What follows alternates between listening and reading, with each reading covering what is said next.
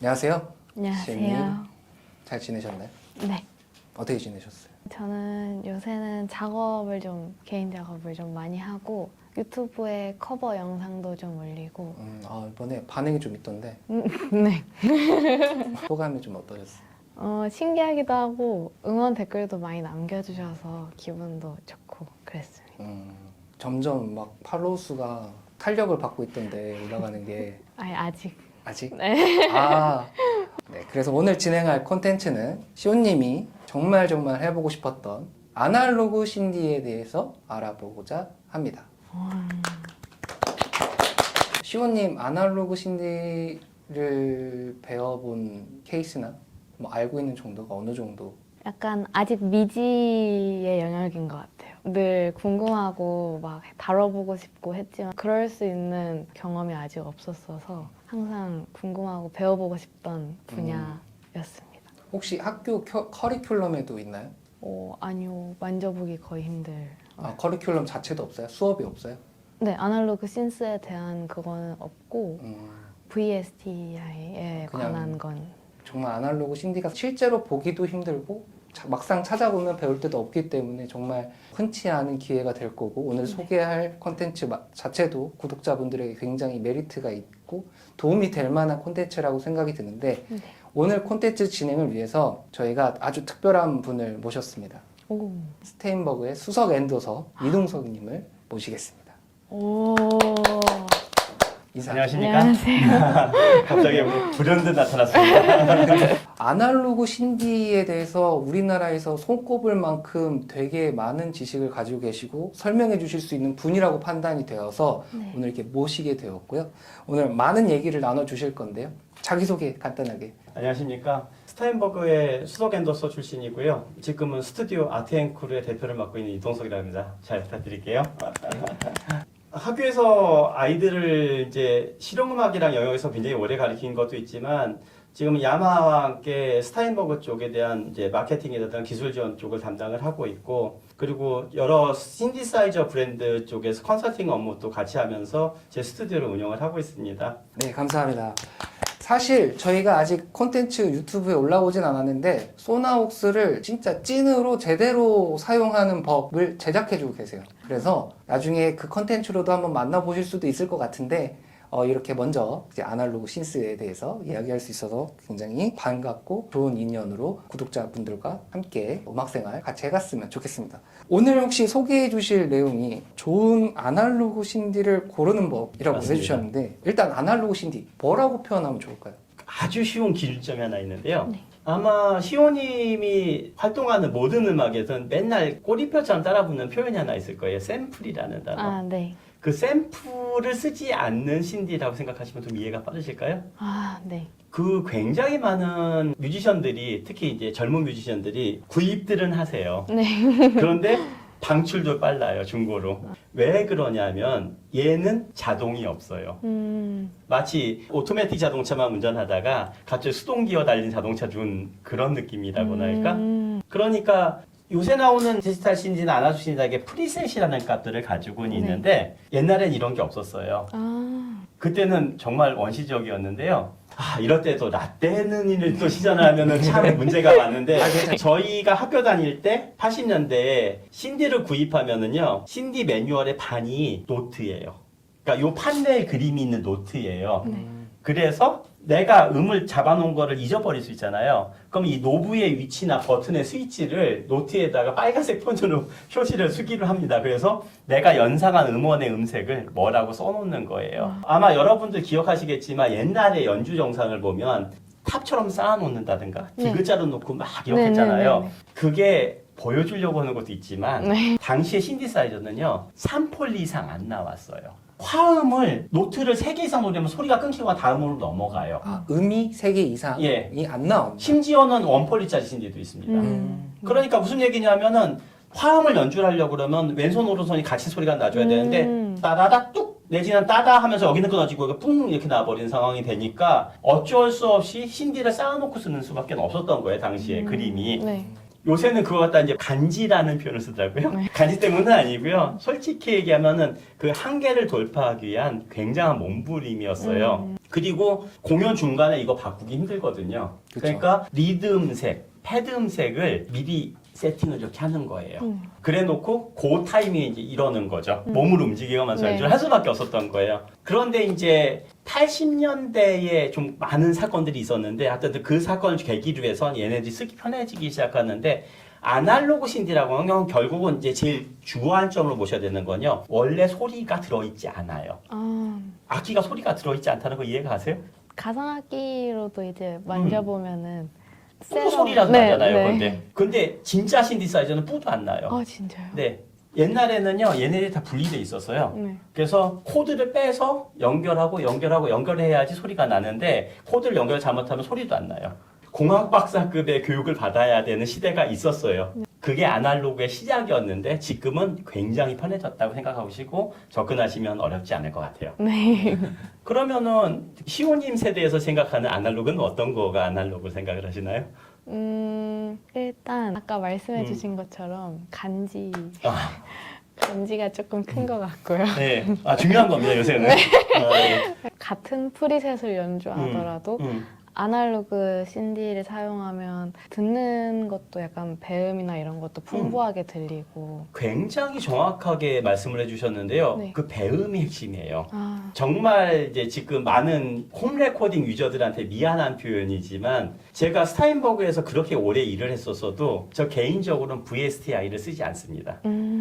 곡을 스케치할 때는 굉장히 좋아요. 네. 우리가 시퀀서에 올려놔가지고 연주할 때는 느낌이 좋았어. 네. 그런데 믹스만 하면 소리가 도망가 버리죠. 네.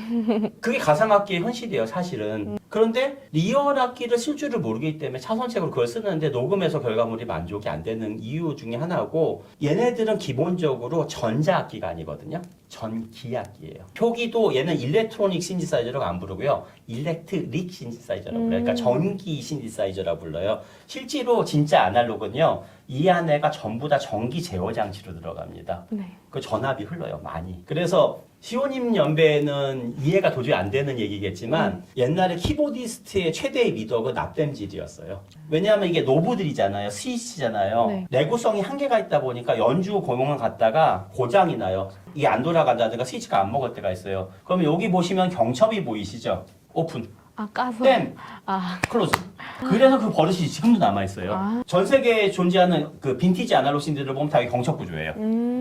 그럼 지금 나오는 신디사이저들도 다 열어서 납땜을 할 수 있는 상태인가요? 아니요. 요새 나온 디지털 신디는요, 전용 장비, 그러니까 리어 워크스테이션이라서 로봇 같은 그런 현미경 장비가 없으면은 손도 못 댑니다. 요 지금 얘네들은 다 되죠. 아, 지금 현재 이게 폼이 아니라는 거죠? 예, 폼이 아니죠. 그래서 아날로그죠. 그 아날로그 장비들은 정말 좋은 게요. 현장에 조치가 돼요. 그리고 돼야만 했었어요, 당시에는. 네네. 그러니까 그 설계를 그대로 승계한 이런 프로펙 같은 제품들은 지금도 뚜껑을 열어보면 만만해요. 저도 고칠 수 있어요. 그 시원님 연배에서는 이게 미지의 세계인 거죠. 맞아요. 사실은 얘만큼 인간적이고 따뜻한 기계가 없어요. 열어보면 아 사람을 위해서 만들었구나가 보여요. 그리고 메뉴가 굉장히 사실 직관적인데 네. 그 원리만 알면은 제가 이렇게 신디사이저로 교육을 해보면 있잖아요. 이거의 개념을 이해하는데 하루가 안 걸려요. 그런데 그 개념을 설명해 줄 수 있는 교수님들이 남아있질 않아요. 몇 분밖에 안 계세요. 그 이제 대물림이 안 된 이유가 가상악기라는 게 나오면서 너무 빠르게 인더박스화 돼버렸어요. 편리함만 쫓은 결과가 이렇게 돼버린 거죠. 그런데 아이러니하게도 한 3년 전서부터 전 세계적으로 갑자기 이거 아날로그 붐이 다시 본 이유가 디지털에 식상하기 시작해서 사람들이 이제 그 차이를 알기 시작한 거죠. 그래서 아마 시호님 세대 분들이 음악을 함에 있어서 이게 왜 필요한지를 특히나 요새 레트로 붐이잖아요. 맞아. 근데 하필이면 그 타겟이 80년대잖아요. 얘네들은 80년대 악기 주는 거죠. 그러니까요. 그렇게 말씀을 해주셨는데 VSTI가 왜 진짜 신재 아날로그 신디스만큼의 사운드를 내지 못할까요? 좀 전문적인 표현이라서 이게 이해가 되실지는 모르겠는데 함수의 변이값이라고 보통 얘기를 합니다. 무슨 얘기냐면은 우리가 이 노브를 돌렸을 때에서 50% 정도 지점에다 놨을 때 우리 눈에는 그냥 50%의 위치에 있지만 네. 아주 미세한 차이가 있죠. 네. 그 차이가 여기는 반영이 돼요. 네. 그런데 디지털적인 프로그래밍을 하게 되면은 함수 값들이 딱딱딱 딱 그레이드가 정해지게 돼 있어요. 그러니까 노브와 노브의 0.00mm 정도의 차이가 여기선 발생을 해요. 근데 디지털에서는 발생을 하지 않아요. 얘는 미분값이 표현이 되는데 네. 프로그램적으로는 예. 미분값 자체가 표현이 안 되기 때문에 거기다 제일 중요한 게 있어요. 아날로그 신디는 전기적이라고 아까 말씀드렸었죠. 샘플링이 아니다 보니까 전기 컨디션에 영향을 받아요. 어제는 내가 이 소리를 들었는데 오늘 전압이 좀 떨어졌어. 그럼 그 다음날 다른 소리를 듣게 돼요. 날씨나 뭐 예. 습도 뭐 이런 예, 거에도 실제로 영향을 받습니다. 그리고 오래 쓰면은요, 특정 노브가 이제, 전압, 콘덴서 같은 거에 노후가 시작되거든요. 그러면 얘만이 가진 소리를 바뀌어가요. 어떻게 보면은 함께 성장해 아, 가는 예, 예, 예. 그게 제일 중요한 거예요. 우리가 길이 든다는 표현을 쓰잖아요. 네. 실제로 많이 쓰는 노브를 중심으로 자기만의 반응값들이 나오기 시작해요. 아날로그 신디들은. 원래 그게 좋은 건 아닌데, 네. 공학적으로 봤을 때 최악의 선택인데, 미학적으로 봤을 때는 그것만큼 아름다운 게 없죠. 나만의 소리가 된다는 거. 그래서 옛날에는 80년대나 90년대 뮤지션들 음반들을 들어보면은, 아, 이건 누구라고 딱 알았어요. 악기 소리 딱 들어보면서, 아, 이거 토토의 누구구나. 아니면 이거 키스 에머슨이구나. 아니면 리게이크만이고 대번에 알았는데, 요새는 어때요, 수요씨? 누가 누군지 모르잖아. 왜? 같은 샘플을 쓰니까 그래요. 샘플을 쓰는데 변이값이 없잖아요. 그러니까 거기서 변별력이 안 생겨버리니까 누가 누구의 악기인지를 모르죠. 그냥 그 소리의 뉘앙스일 뿐. 근데 요새같이 전 세계에서 수백만 장의 음반이 출시되는 시점에서 나라는 존재감을 보여주려고 그러면 이 음색에 대한 독자적인 개념들이 굉장히 중요한 시대가 됐잖아요. 그거를 표현을 못하는 시대가 돼버린 거예요. 그걸 가로막은 게 사실 VSTI입니다. 접근은 쉬운데 제가 이제 외국의 작곡가 누구라고 지정하면 여러 가지 얘기가 있으니까 모님이 계시다 보니 가상적으로 얘기할게요. 그분을 이제 유튜브에서 보시면 플러그인 광고가 나오세요. 그래서 굉장히 근엄한 표정을 지으시면서 건반을 탁 누르요. 그래서 이쪽 리젠드 막 이러면서 굉장히 무게를 잡으면서 쓰시는데 세미나 때 물어봤어. 네. 정말 그거 쓰세요? 그랬더니 쓰신대요. 언제요? 스케치할 때. 아, 그러면 녹음 때는요? 리얼 악기인데 왜 녹음 때 그걸 쓰니? 시호님이 만약에 네. 집에 이게 있어요? 그러면 이거 쓰시겠어요? 인더박스 쓰시겠어요? 이거 써야죠. 바로 그 얘기입니다. 그게 리얼 아날로그의 가치는 나를 표현해주는 나만의 악기가 될 수 있다는 것을 말씀드리고 싶어요, 저는. 되게 저는 충격이었어요. 보통 신디사이저 하면 그냥 똑같은 소리가 항상 나는 악기. 그러니까 기타처럼 막 나무가 막 길이 들어서 뭐 소리가 뭐 있고 뭐 이런 것들이 아니라 그냥 디지털적인 거라고만 생각했는데 신디사이저 자체도 기타처럼 익어갈 수 있다는 게 굉장히 메리트가 있었고 음악 하시는 분들이라면 오래 갈 만한 굉장히 중요한 선택이 될 거라고 생각이 들거든요. 필수적이죠. 그러니까 어떻게 보면은 파퓰러해준다는 게 독이 되는 시대에 나의 어떤 아이덴티티를 정의를 낼 수 있는 악기가 평생 동안 파트너로 존재할 수 있다는 건 굉장히 중요한 일인데 현대 뮤지션들은 그런 비율이 굉장히 적다는 것도 팩트예요. 그렇다면 이제 신디사이저를 만약에 나의 파트너를 고르는 거잖아요. 네. 그러면 이제 어떤 신디사이저를 골라야 좋을까 네. 요거에 대한 또 질문이 필요할 것 같은데 일단 그냥 아무런 신디사이저를 살 수가 없으니 전 세계적으로 세 개의 아날로그 신디사이저를 꼽자면 뭐가 있을까요? 당연히 뭐든지 오리지널 능가하는 가품들은 없거든요. 네. 뭐든지 스타트를 끊었던 업체들이 있어요. 근데 상업적으로는 성공 이외에 신디사이저라는 것에 표준을 제공했었던 세 개 꼭 기억할 만한 업체가 있었습니다. 여러분들이 잘 알고 계신 무그라는 신디사이저가 네. 있고 그리고 여기 보이고 있는 이제 프로펫이라는 기종이 있고 톰 오버하임이 설립한 오버하임사의 제품들이 있는데 이 세 가지가 없었다면 현대의 모든 신디사이저는 존재하지 않아요. 그러니까 야마도 있고 뭐 로랜드도 있고 뭐 커잘도 있고 굉장히 많은 브랜드가 있는데도 불구하고 지금 우리가 알고 있는 모든 규격은 이 세 회사가 만들었다 해도 과언이 아닙니다. 그렇기 때문에 이 세 가지 회사를 선택을 해야 되는데 왜 하필이면은 이제 오늘 보여드릴 이런 프로펫이나 오버하임을 얘기하고 싶냐면은요 이분들이 없었으면 또 미디가 없었다는 거예요. 저희 미디에 대해서는 이제 영상적으로도 많이 설명을 하긴 했는데 네. 혹시 미디가 어떤 거다 정의를 내린다면 미디는요 악기를 연결을 해서 사람이 생각하는 모든 느낌을 전기나 전자적으로 전달할 수 있는 모든 수단을 통용을 합니다. 그래서 미디의 약자가 뮤지컬 인스트루먼트 디지털 인터페이스죠. 악기 간의 정보의 상호 교환 방식을 얘기하는 건데 여기서 제일 중요한 게 있어요. 이거는 단방향이 아니에요. 양방향이기 때문에 그거를 이해하지 못하고 쓰면 미디는 반쪽짜리가 돼버려요. 혹시 시호님은 네. 미디 인터페이스를 따로 써보신 적이 있으신가요? 아니에요. 그렇죠. 네.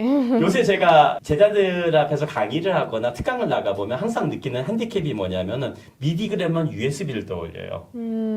하지만 미디는 가장 기본은 여기 보시는 5핀짜리 네. 딘 포트가 기본입니다. 네. 이거 혹시 몇 년 된 규격인지 아세요? 아니에요. 보통 어떤 전자나 전기 규격이 나오면 10년이면 사라지잖아요. 미디 규격이 무려 1984년도에 탄생한 애예요. 그러면 봐요. 94, 2004, 2014, 2024. 30년을 넘어서 40년이죠. 40년 동안 그리고 지금도 쓰이고 있다. 그러면은 이게 얼마만큼 위대한 규격인지가 보이죠. 그런데 이거를 만든 아저씨들이 이 프로펫을 만든 분과 오버하임을 만드는 분 그리고 로랜드라는 회사가 있어요. 네. 거기 초대 창립주께서 세 분이 힘을 합쳐서 만든 게 여러분들이 지금 누리고 계시는 미디라는 규격인 거예요. 정말 대단하죠. 네. 그래서 편하게 음악하실 수 있는 그러니까요. 거라니까요. 저희 때 또 다시 라떼가 시전이 되는데 저희 때는 미디가 없었어요. 그러니까 미디라는 게 뭐냐면은 과도기였거든. 제가 이제 학번이 그 80년대 끝자락 학번이었는데 저희 바로 위에 선배님 때만 해도 미디가 없었어요. 네. 미디 없는데 이거 어떻게 쓸까요? 녹음해서? 아니요. 어. 이걸도 원격 제어가 돼요? 미디가 없는데? 안 믿기시죠? 네. 네, 원격 제어 가능합니다. 심지어는 미디보다 레이턴시도 없습니다. 왜냐면 전기신호로 가니까. 네. 그래서 얘네들 앞에 보면은 CV란 단자가 꼭 달려 있거든요. 아웃풋에. 네. 컨트롤 볼티지라고 하는 단자들을 쓰게끔 돼 있는데 그 이유가 뭐냐면은 그게 원래 미디의 시초예요. 그래서 이 프로펫을 만든 데이브 스미스라는 개발자 분께서 당시에 세계 최초로 미디 규격의 모태가 되는 전자기 간의 정보를 교환하는 방식이라는 논문을 AES에 발표를 하세요. 그래서 그 논문을 보고 로랜드의 창업주하고 오버하임 오너였던 톰 오버하임 박사가 이걸 보면서 이거 정말 좋은 거야. 꼭 뮤지션들한테 꼭 필요해가지고 힘을 모아서 미디를 만들게 된 거예요. 아마 지금 그 시대가 열리지 않았다면 여러분들이 알고 있는 시퀀서로 음악을 만든 시대는 열리지 않았을지도 몰라요. 굉장히 중요한 사건이었어요. 그런데 되게 재미있는 건 당시에 세계 유수의 업체들이 그걸 반대했었습니다. 왜? 자기 밖으로 뺏는다고. 그런데 발빠르게 일본 업체들하고 미국의 몇 개 업체들이 힘을 모아서 규격을 빠르게 발전시키고 불과 한 3, 4년 만에 전 세계 표준 규격이 돼서 지금의 이제 모든 뮤지션들이 쓸 수 있는 세계가 된 거예요. 와. 그러니까 결국엔 네. 그 미디라는 게 생겨나고 네. 대중화가 가능한 거였죠. 안 믿기시겠지만은요, 옛날에 미디가 되기 전에는요, 시퀀서라는 거 아시죠? 우리가 연주한 걸 기록해주는 네, 장치가 네. 있잖아요. 거기에 한 몇 곡 정도 넣을 수 있었을 것 같아요? 트랙이요? 아니면 트랙이 한 트랙 프로젝트. 개념도 없어요. 그때는 아. 한 트랙밖에 없습니다. 아. 1대1이니까. 모르겠어요. 한 다여섯 곡? 그러면 노트로 계산하면 몇 개 정도 될까요? 노트까지 가야 돼요. 네. 그러니까 콩나물 대가리로 하면 몇 개의 콩나물 대가리를 수록할 수 있을까요? 한 프로젝트에. 예. 한 500개? 보통 120개에서 160개의 노트밖에 저장을 못해요. 그리고 심지어는 쇼트나면은 지워져요. 그리고 제일 중요한 게 있어요. 당시의 신디사이저들은 벨로시티가 안 됐습니다. 온오프밖에 안 됐어요. 그러면 그냥 모듈레이션을 예. 해야 하는. 그때 남은 버릇이 컨트롤 메시지라고 배우신 적 있으시죠? 네. 네, 넘버에서 제어하는 명령어들이 있는데 되게 사람들이 헷갈려하는 게 있어요. 컨트롤 메시지에 보면 7번이 있고 11번이 있어요. 7번이 볼륨이고 네. 11번이 익스프레션이죠. 네. 근데 둘 다 강약 조절은 똑같죠, 기능적으로는. 네.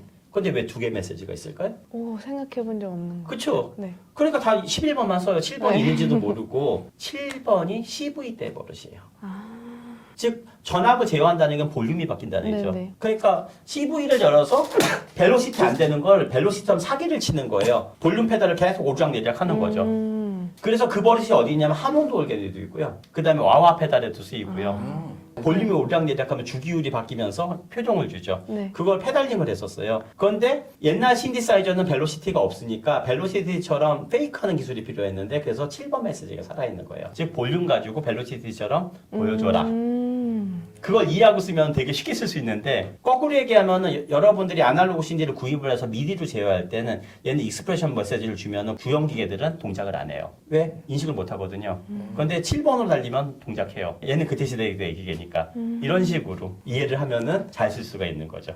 네. 어렵죠? 네, 아직도 좀 미지의 세계. 예, 진짜 미지의 세계죠. 아날로그 신디는 미지의 세계인 네. 것 같은데 그렇다면 이해하기 쉽도록 네. 뭐 아날로그 신디로 과연 뭘 할 수 있느냐 할 수 있는 게 도대체 뭐가 있을지 설명을. 자, 우리 한번 생각을 해보자고요. 네.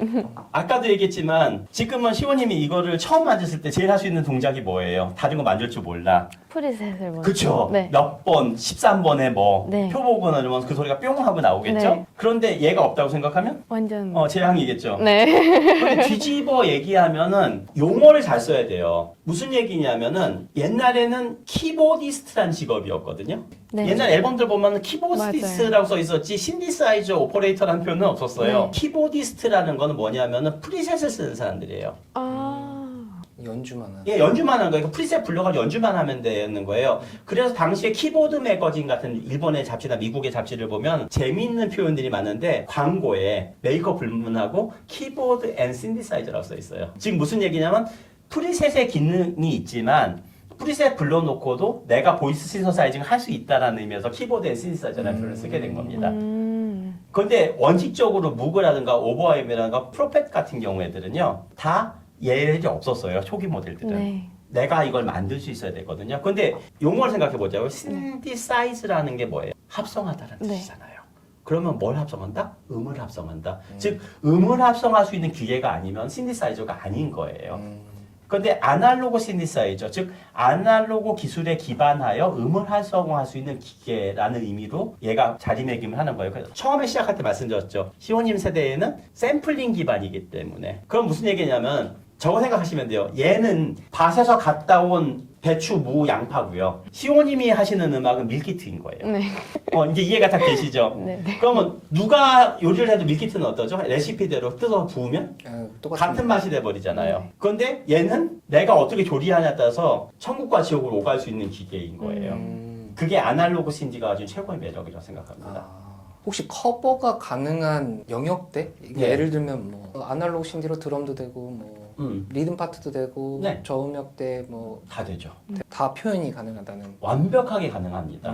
그런데 중요한 거는 원리를 이해한다는 핸디캡이 있어요. 왜냐하면 얘는 주어진 음색이 아니라 음색을 내가 만들어내야 되는, 말 그대로 신서사이징을 해야 되는 네. 애기 때문에 거기에 대한 원리를 이해를 하고 써야 되는데 제일 중요한 게 얘가 진짜 아날로그 신디사이저인지 가짜 아날로그 신디사이저를 구별을 해야 돼요. 네.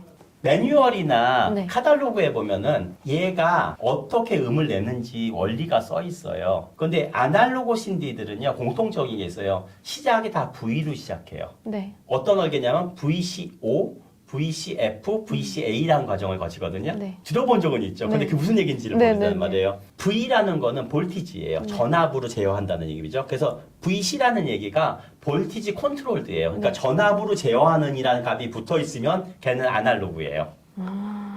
그런데 이제 VCO가 없고 갑자기 뜬구름없이 샘플 데이터가 나와요. 그러니까 데이터 차트라는 게 올라오는 기계들이 있어요. 웨이브 테이블이라고도 부르는데 그런 애들이 나오면 얘는 그냥 디지털 신디사이저고 무늬만 컨트롤을 갖다가 아날로그하게끔 만들어 놓은 애구나라고 이해하면 돼요. 대표적으로는 N사예요. 컨트롤러는 굉장히 많아서 아날로그처럼 보이지만 그 N사의 제품은 사실은 아날로그라고 부를 수가 없어요. 그거는 웨이브 샘플 기반의 프로세싱 방식을 취하고 있기 때문에 엄밀한 의미로 보면 아날로그 신디사이저가 아니라 아날로그 방식의 오퍼레이팅을 쓴다고 얘기를 하는 게 정확합니다. 그런데 이제 무그라든가 프로펫이라든가 오버하임사의 제품들 같은 경우에는 공통적으로 아주 전통적인 VCO, VCF, VCA 방식, 전압으로 컨트롤해서 필터링하고 엔벨롭을 주고 증폭을 시키는 방식의 문법을 따라가기 때문에 리얼 아날로그 신디사이저라고 부르는 거예요. 네. 그런데 아까도 말씀드렸었지만 VSTI에서는 이 구조를 흉내를 내고 있는데 사실은 걘 샘플 기반이라고 봐도 과언이 아닌 거고 패러미터가 고정대 가반에서 움직일 수밖에 없어요. 그러니까 변수가 안 발생해요. 그러면은 예를 들어서 내가 똑같은 플러그인을 쓰고 똑같은 인스트루먼트를 불러서 똑같은 패치를 쓰잖아요. 그러면은 시호님 음악을 만들어도 제가 음악을 만들어도 같은 화음을 쓰잖아요. 그럼 같은 음악밖에 안 나옵니다. 그렇죠. 근데 얘네들은 그때그때 달라요. 네, 네. 그러니까 어제 내가 13번에 저장을 해놨어도 그날 컨디션 안 좋으면 얘는 다른 소리가 나와요. 실제적으로. 좋은 걸 수도 있고 아닐 수도 있지만 중요한 건 얘만의 소리가 난다는 건 부정할 수가 없어요. 약간 요즘 이제 뭐 친구들이나 선후배 분들이 아날로그 신디사이저를 간지 있다고 생각하는 이유 중에 하나도 그건 것 같아요. 그렇죠. 네. 그리고 이제 약간 이제 정확한 표현은 아니지만 우리나라 음악계에서 전통적인 표현 기법으로 보면 댐핑이 좋아요. 맞아요. 쫙쫙 밀어붙이는 힘이 특히 신디 브라스 같은 것들 써보면은요 정말 악기살을 뚫고 지나가거든요. 근데 요새 나온 신디 가지고 하면은 음색은 비슷한 것 같은데 쭉쭉쭉쭉 뻗는 힘이 없어요. 맞아요. 예. 그러니까 녹음을 하고 나도 뉘앙스는 비슷한 건데 뭔가 비었다야? 약간 이런 느낌 많이 겪어보셨잖아요. 네. 예, 저희도 겪어요. 저걸 보시면 돼요. 유튜브를 검색해 보시면요. 마틴 밀러라고 하는 커버 밴드가 있거든요. 거기에 80년대, 90년대 커버 뮤직의 리스트에 보면은 점프의 커버 뮤직이 있는데 네. 인트로가 진짜 똑같아요. 근데 그 질감이 있죠. 쭉쭉 붙는 베이스 네. 푹 하는. 그거 VS는 죽어도 한다고 하거든요. 근데 거기서 보면 아날로그 신지 프로펫을 가지고 갑니다. 쫙 하는데 그 소리가 나요. 네. 그러니까 그 사람들이 편하고 싸면은 그거 써야 되잖아. 그쵸. 근데 왜 굳이 안 하고 간지 때문에? 아니거든요. 소리 때문에 쓸 수밖에 없어. 맞아요. 네. 충격입니다. 라이브 공연을 네. 이제 보러 가면 네. 뭐 요즘에 밴드가 많이 이제 활발하게 네. 활동을 하시니까 뭐 실리카겔 네. 분들이라든지 분들도 다 아날로그 신스로 네, 전 세계적으로 지금 하시더라고요. 붐이에요.